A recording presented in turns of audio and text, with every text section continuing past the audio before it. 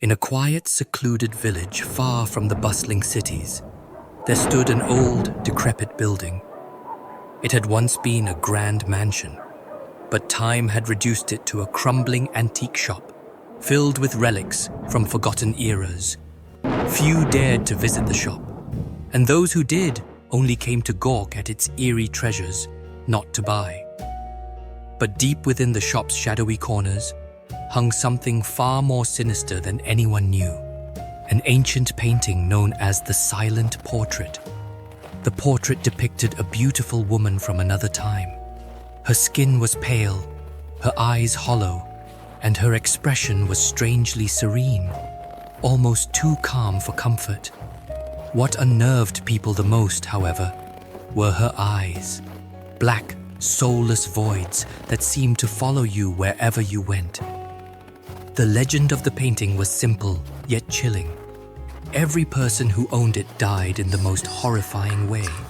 Their souls said to be trapped within the canvas, forced to join the woman in her eternal silence. Raghav, an ambitious art collector, had heard whispers of the painting during one of his hunts for rare artifacts.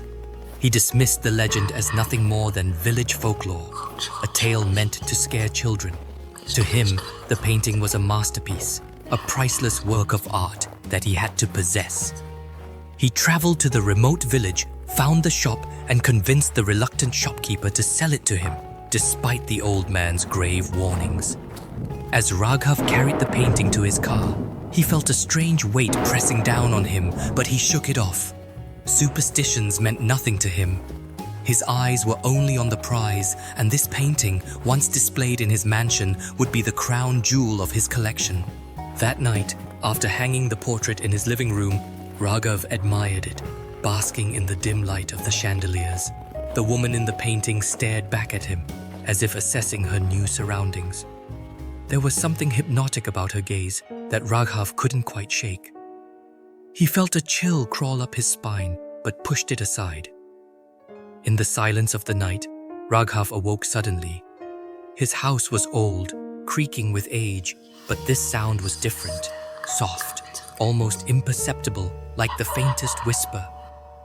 Sitting up in bed, he listened carefully. Nothing.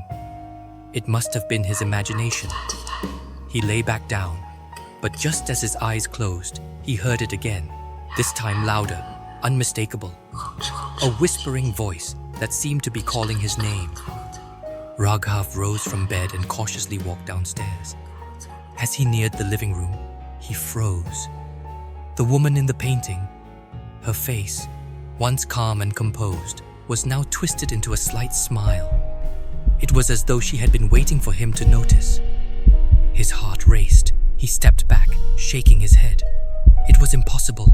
Paintings didn't change.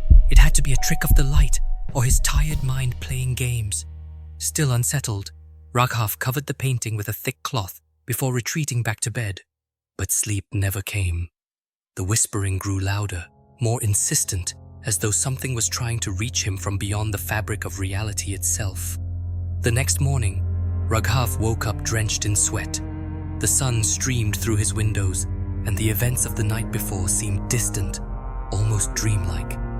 He went downstairs, intending to shake off the nightmare, but when he entered the living room, the cloth that had covered the painting was lying crumpled on the floor. The woman's face was different again. This time her eyes were wide open, filled with something dark and malicious. Raghav's unease deepened. He considered selling the painting, but he couldn't let it go.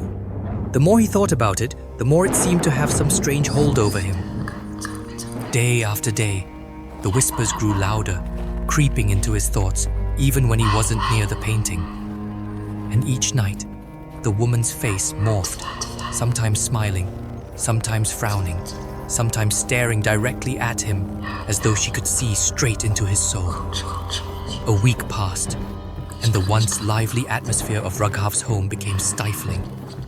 Shadows seemed to move on their own, creeping along the walls, growing darker with every passing hour. He started seeing things, distorted figures lurking in mirrors, flashes of the woman in the portrait standing outside the frame.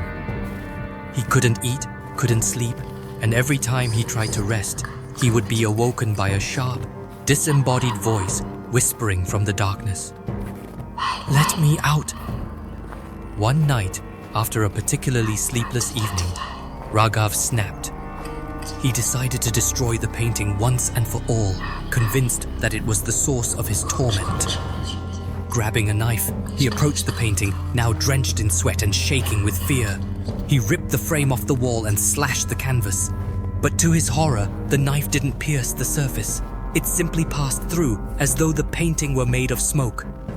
Suddenly, the whispering stopped. A deafening silence filled the room, and the air grew cold. Raghav's heart pounded in his chest as he stepped back, staring at the painting.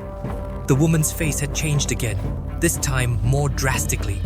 She was no longer sitting.